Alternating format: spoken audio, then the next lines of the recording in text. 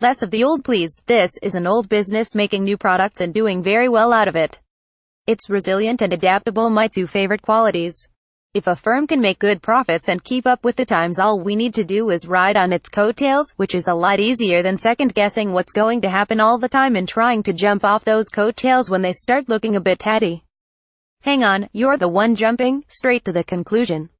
I want to see the working out. What is F.W. Thorpe? You want me to start at the beginning? In 1936, a man called Frederick William Thorpe founded a lighting company. Okay, skip the ancient history. How does it make money?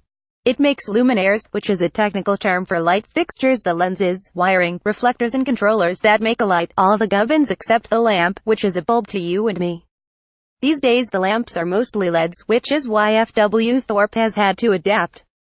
Thorpe's luminaries are specified by architects and designers for commercial, industrial and public buildings as well as roads and tunnels. Its biggest business and brand by far is Thorlux, founded by F.W. in 2013. It brought in 62% of revenue and 76% of operating profit in the year to June 2017, but it also owns Lightronics, a Dutch subsidiary acquired in 2015 that specializes in outdoor and vandal-resistant lighting, TRT, which it founded in 2013 to enter the market for street and tunnel lights, as well as small businesses that make lighting for shop front signs, clean rooms, and emergency exits. Last year, it made a 40% investment in Luxentech, a Spanish firm that specializes in lenses and optics. The businesses share expertise and, sometimes, manufacturing facilities and overseas sales offices. Thorpe earns 30% of revenue abroad, by the way. Sounds interesting. Our car's got LED headlights, we've converted the kitchen. They last longer, use less energy, right? Yep, and they switch on and off instantly, they don't flicker like fluorescent lighting, or warm up slowly like energy-saving incandescent lights. You can change the color temperature without changing the lamp. Lighting systems have become something of a high-tech product with control systems that detect whether people are present and turn them on, off or dim them accordingly, saving more energy. Thorpe can sell more expensive luminaires and promise better lighting and lower costs over the 10 years or more a luminaire lasts. It's quite a compelling sales pitch, don't you think? Yep, I'm sold on LEDs, but Thorpe's hardly the only firm making them, is it? No, the whole industry's converting, but it looks like Thorpe's doing well out of it. Revenue growth has accelerated past £100 million in 2017 as LED lighting has caught on and profitability has held firm despite the cost of developing new product ranges while maintaining older owners. The company has invested, but it has hardly bet the farm. Typically, it has maintained a cash surplus equivalent to more than half of all the operating capital required by the business. So what's special about Thorpe? I mean, apart from the numbers. I think a lot flows from management, so let's dwell on the executives. They've been playing L chairs. Andrew Thorpe, grandson of F.W., has just retired as chairman and co-chief executive after decades in charge. He's been replaced as chairman by his erstwhile co-chief executive Mike Alcock, who joined the company as a technical apprentice in 1984. He's been replaced as co-chief executive by finance director Craig Muncaster. Muncaster remains finance director, so Alcock runs the board now, and Alcock and Muncaster run the business as co-chief executives. I'm sure they remain very mindful of Thorpe, though, as not only is he a major shareholder but he remains on the executive board. His brother Ian, another major shareholder, is a non-executive director, and James Thorpe, from the next generation, has just joined the board as business development director of Thorlux. The shared chief executive role and its combination with the chair are unusual, but this arrangement seems to have allowed for the maintenance of family influence and the promotion of talent.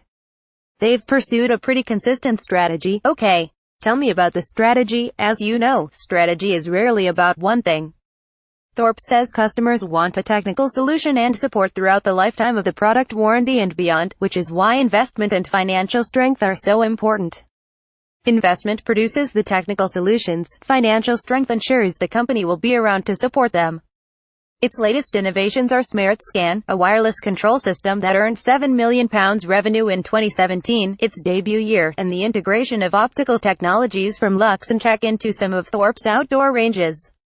A company's strategy is often best defined by what it won't do. Specifically, Thorpe won't compete on price. Instead, it competes on value. It says Thorlux never targets being the lowest capital cost supplier. Instead, it targets the lowest cost to the end user through the lifetime of a project after energy and maintenance costs are taken into consideration. some of what it saves the end user in energy and maintenance costs by producing high-quality products it collects upfront in higher prices. This may be what makes it so profitable, at least in the UK where its reputation is highest. Abroad, and in newer markets like streetlights and tunnels, where Thorpe's less well known, it may be a tougher pitch.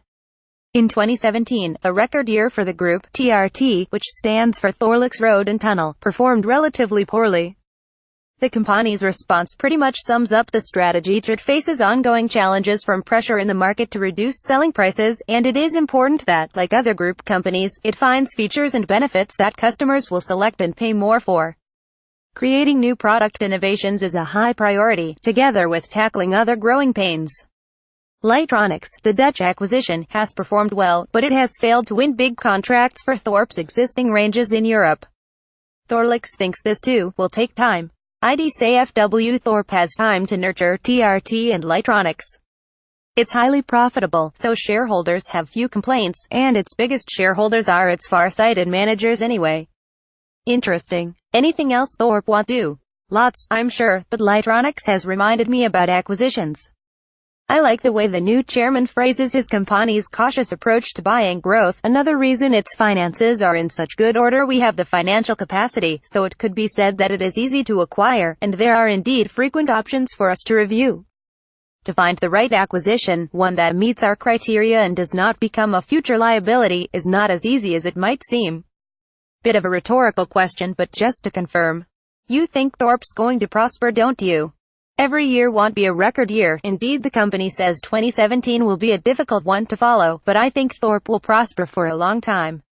The directors are justifiably nervous about economic uncertainty due to unstable government and Brexit.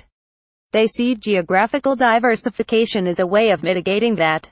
I also wonder about what happens when most offices, factories, hotels, shops, schools and hospitals have LED lighting, how far away that is, and whether sales volumes will fall.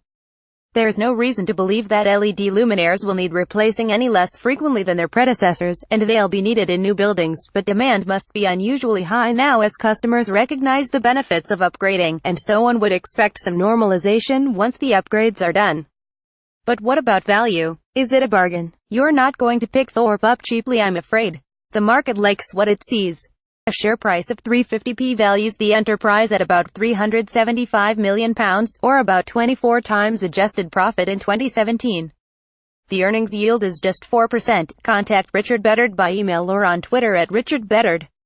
This article is for information and discussion purposes only and does not form a recommendation to invest, or otherwise. The value of an investment may fall.